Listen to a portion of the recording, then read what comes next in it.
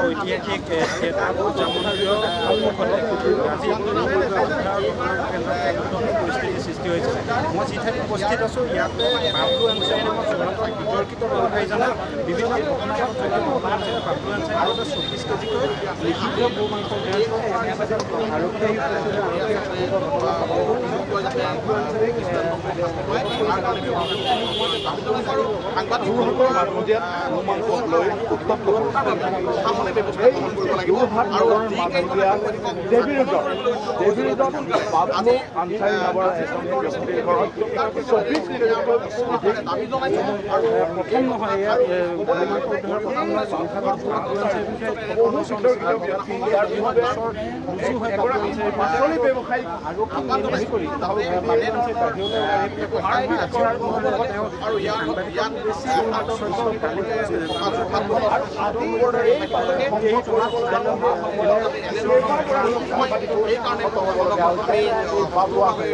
আমি প্ৰথমে কৈছোঁ যে যিকেইগৰাকী ব্যক্তি আচলতে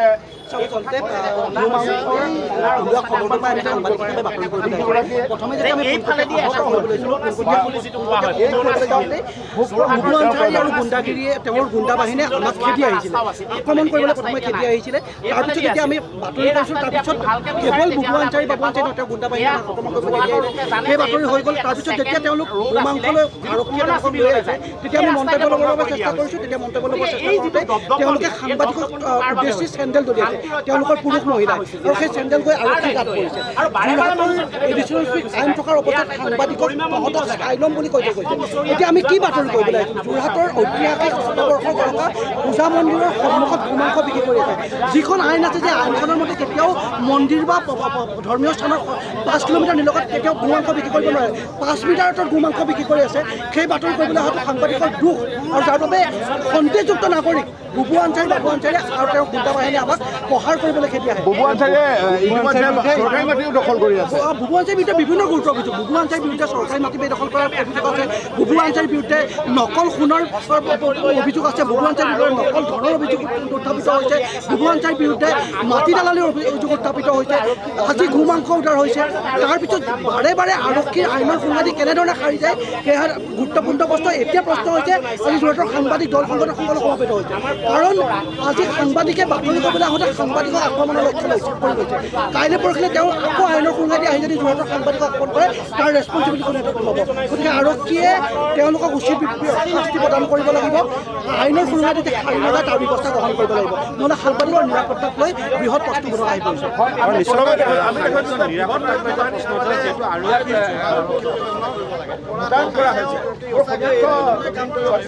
দেখুৱাবলৈ অনুৰোধ কৰিছোঁ যে বুবু আনচাৰী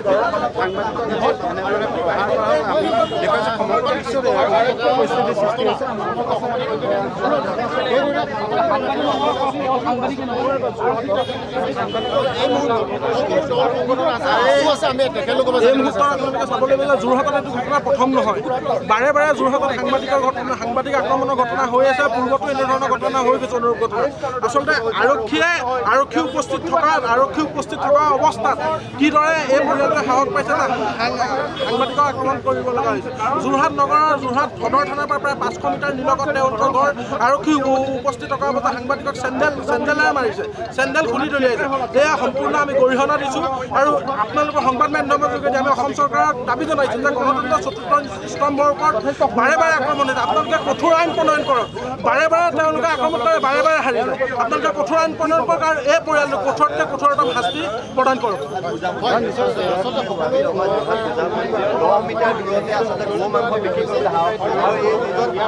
বাবুল আনচাৰী নেকি এই ব্যক্তিজনৰ বিৰুদ্ধে বহু অভিযোগ আছে। ভূমি কেলেংকাৰী অভিযোগ আছে, তেওঁ গৰু মাংস অবৈধভাৱে বিক্ৰী কৰা অভিযোগ আছে। তাৰপাছত আকৌ আজি কি হৈছে, আচলতে চাওক, আমাৰ সন্দেহ প্ৰকাশ হৈছে এইগৰাকী ব্যক্তি কাৰ মানে সাহসত বলিয়ান হৈ আছে। আমাৰ তাৰ কথা আমি জানিব বিচাৰোঁ। আৰু যোৰহাটৰ মাজমজিয়াত যোৰহাট পূজা মন্দিৰৰ 20 মিটাৰ নিলগত এনেকুৱা ধৰণৰ ঘটনা ঘটাটো অতি নিৰ্লজ্জ ঘটনা, আৰু এনেকুৱা ধৰণৰ ঘটনা ঘটিবলৈ পোৱাটোৱে আটাইতকৈ ডাঙৰ কথা। সাংবাদিকে যেতিয়া বাতৰি কৰিবলৈ গৈছে সাংবাদিকৰ ওপৰত তেওঁলোকে লক্ষ্য কৰি লৈছে, চেণ্ডেল দলিয়াইছে।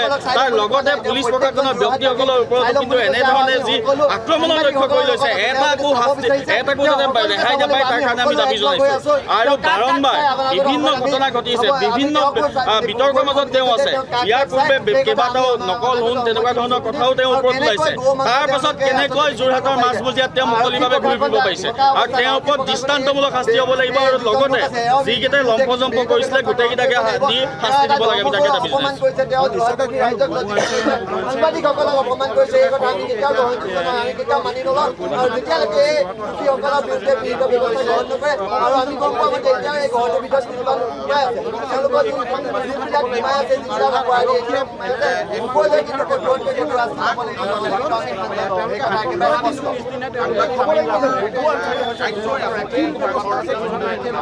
আৰু এই বাৰে বাৰে কৰে আৰু বাৰে বাৰে অৱস্থা মাছি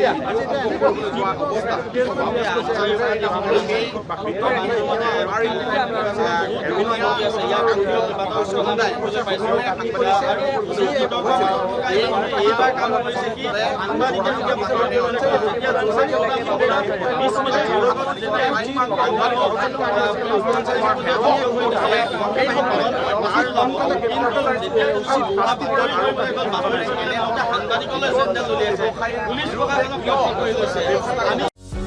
যিকোনো খবৰৰ বাবে যোগাযোগ কৰক আমাৰ এই নম্বৰত 9181 307 2221।